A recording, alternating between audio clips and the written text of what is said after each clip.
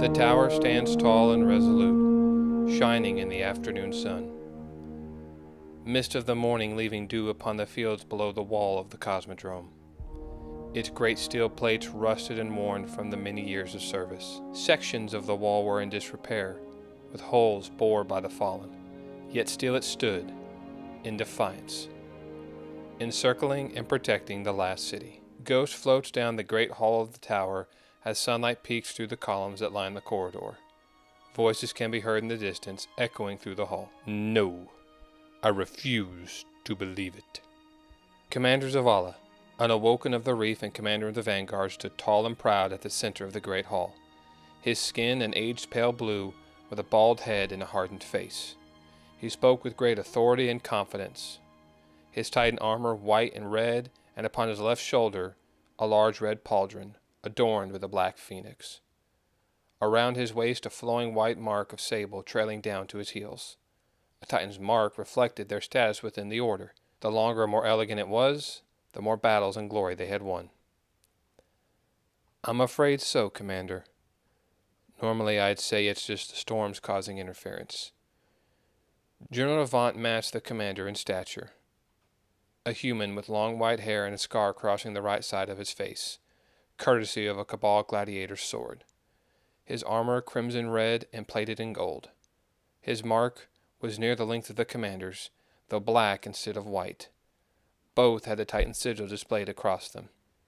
The general was the first Titan to have been trained by the commander, and has stood by his side ever since. The great hall is draped with banners, each bearing a different sigil of the vanguard. The rampant crimson lion of the Titans, the soaring golden eagle for warlocks, and a coiled snake of blue for the hunters.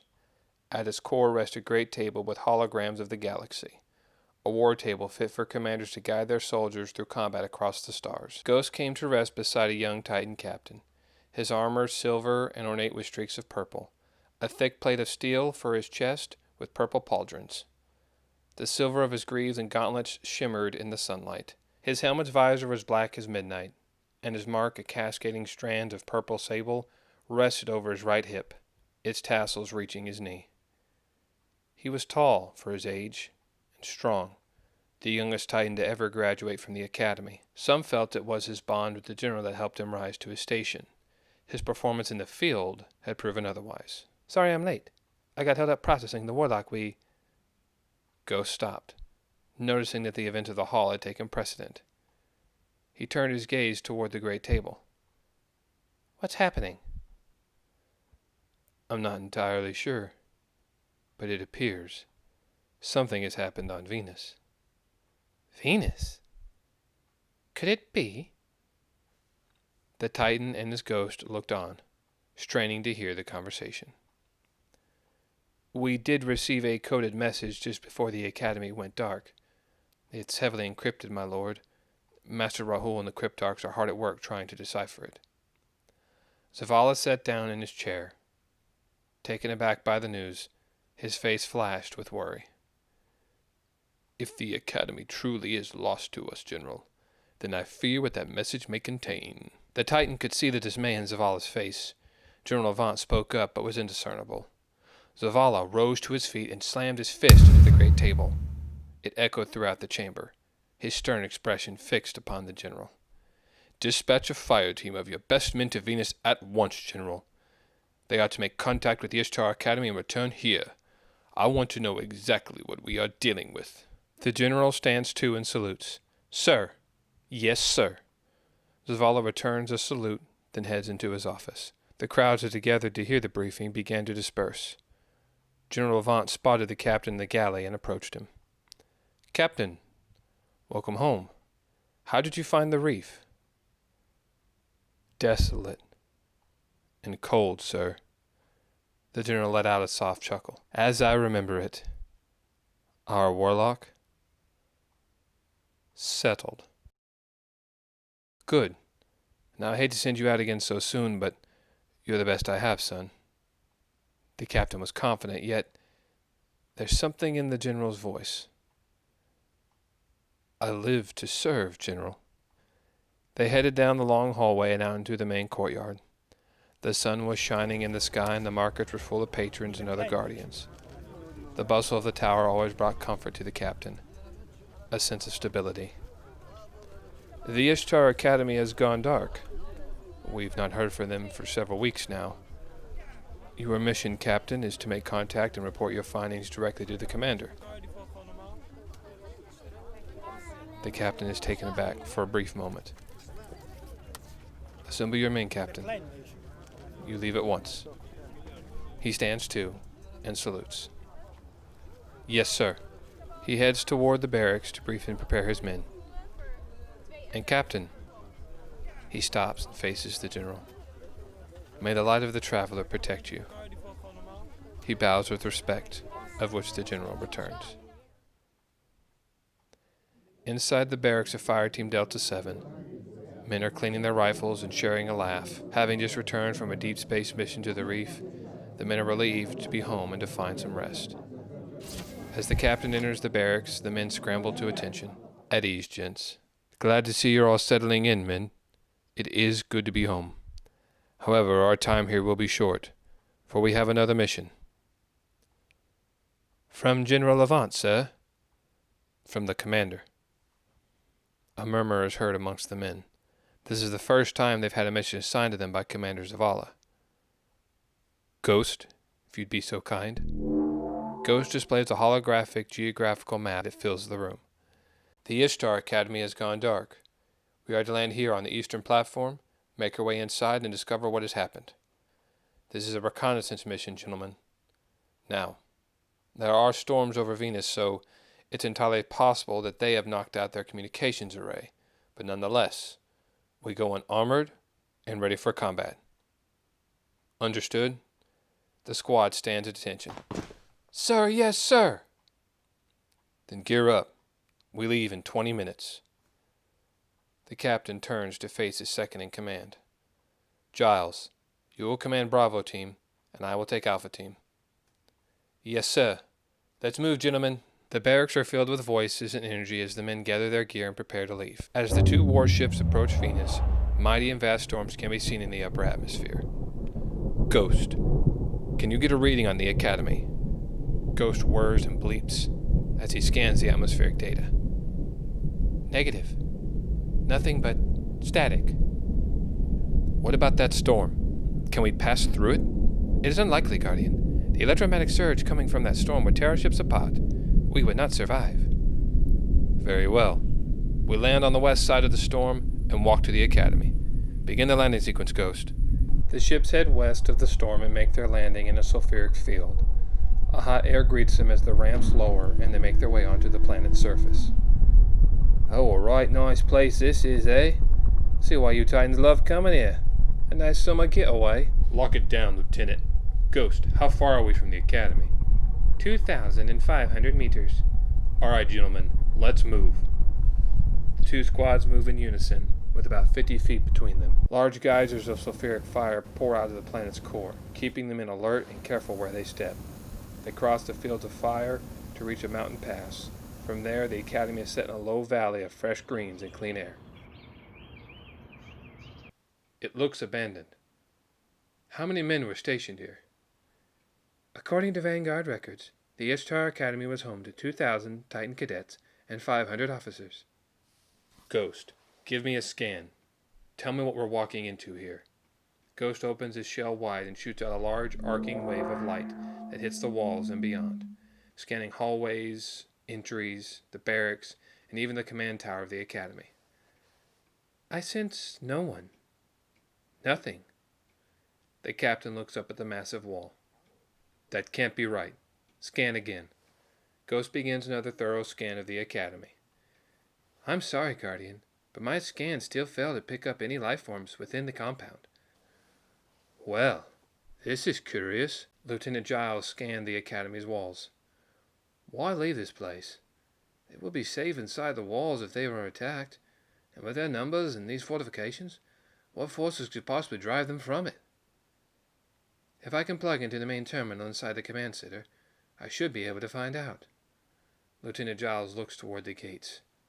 It looms over them, shrouded in darkness. A black hole, waiting to swallow them. The captain eyes his lieutenant. He's worried. but he knows he'd followed him into any battle, his personal feelings and fears aside. He looks to his men. All of them are just as unsure. The captain had doubts himself, but he knew it would not serve anyone for him to share. Your orders, sir. Ghost, the map, please. Ghost displays the hologram of the Academy. Upon entering, you'll lead Bravo Team to the east. Search the barracks and the armory. See if you can find anything that points to what happened here. I'll lead Alpha Team north to the command tower and get Ghost plugged in. We'll rendezvous in the hangar and grab a ride back to the ships. The lieutenant readies his shotgun and gives a confident smile to the captain.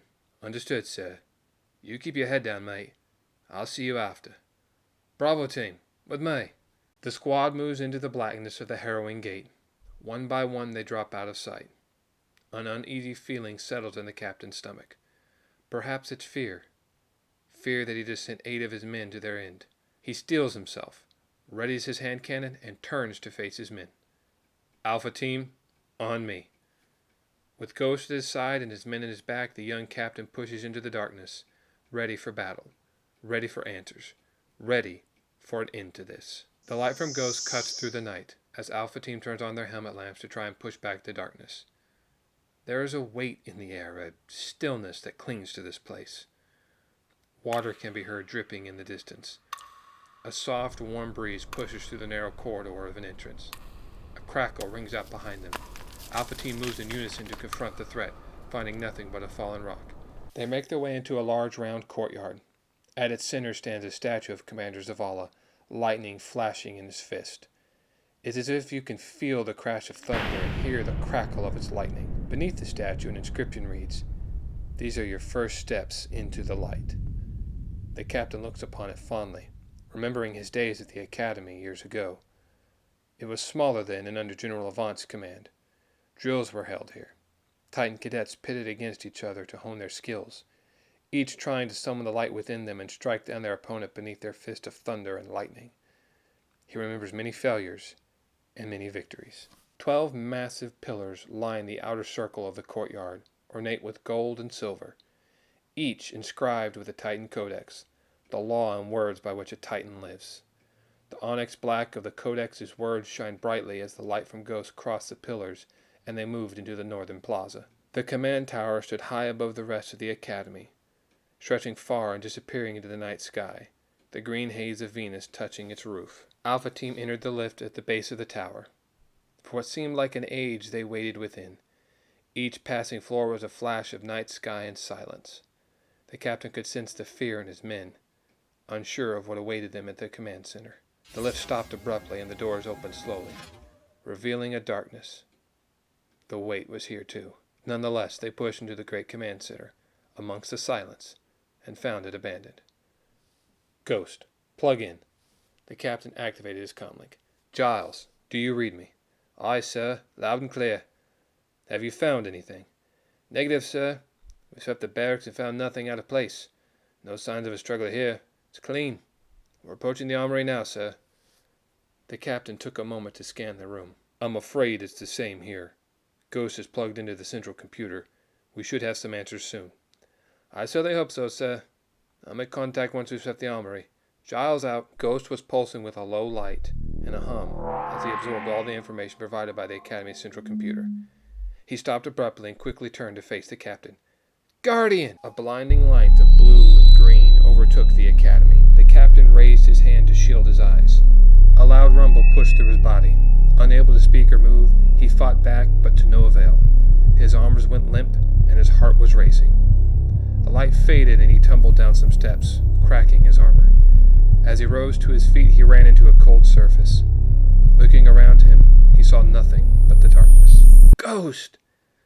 The frail words escaped his lips. Where could he be? What happened? Where am I? The thoughts rushed through his mind as he fights to gain his bearings and recall his training.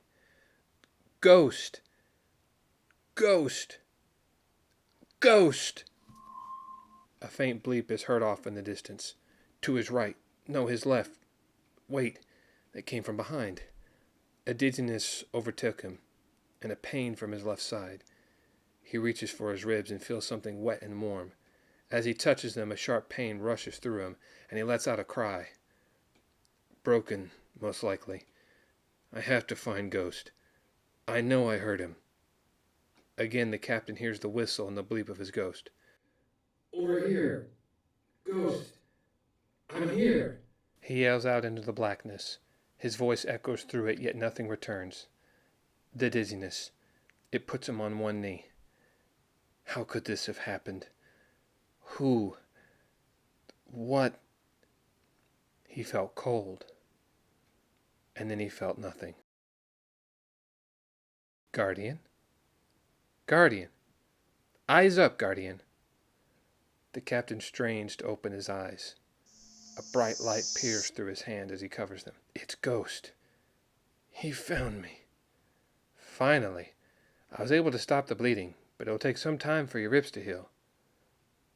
Thanks. The captain sits up slowly. He looks around.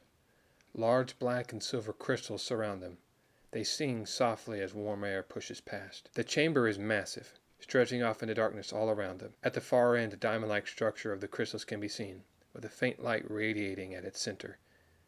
There is a darkness here, fighting to snuff out the light of the Guardian. What happened? Where's Giles and the men? I don't know, Guardian. I've scanned the entire chamber, and I found only you. Where are we? The geometric data of this place is constantly shifting. It's hard for me to get a reading. Which means? It means that I don't know where or when we are. When? That's comforting. Time here is undefined. Whoever brought us here knows how to manipulate time. The Titan's heart stops. Could it be? The captain rises to his feet, pushing back the pain. But how? The Vanguard eradicated them nearly an age ago. Unless... Osiris? That was my thought, Guardian. He must have known something was going to happen here. That's why he was meddling with time. Ghost, I don't understand. If Osiris is trying to prevent this, why were we sent to arrest him? A loud squeal is heard off in the distance. The captain snaps to face it, his hand cannon raised. The echo cuts through the chamber. Metal can be heard clanging against the stone. Wails of pain and an eerie cry reach his ear. He looks at his ghost, then off into the darkness. With a readied fist and a raised hand cannon, he pushes deeper into the depths.